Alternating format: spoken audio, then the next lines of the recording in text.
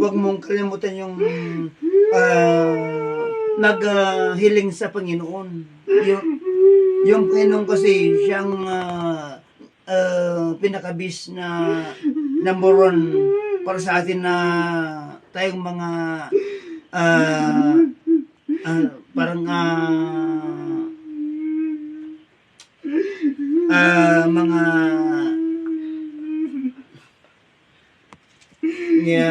ninuno niya, mga Panginoon, datang kanya, hindi tayo mag-ano sa kanya. Siya pa rin ang talagang number one na nag-ano natin ng mga pangangailangan natin, mga Panginoon. Kaya huwag kang magalala. Babalik din yan, yung misis mo. Pre, huwag kang magalala. Paano kung hindi ako binalikan?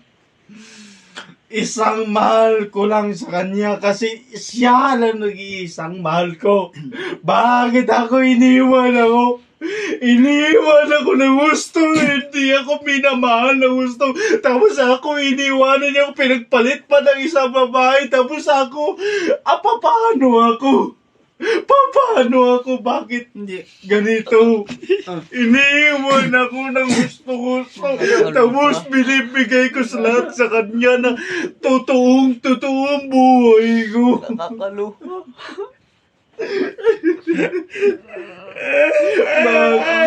Bakit pre, binigay ko sa kanya lahat ng gusto. Tapos ganito, sinukli niya para sa akin. Lahat ng kinakaya ko, ibinigay ko sa kanya lahat. Pati urtihin mo ng mga anak ko, binibigay ko sa kanya.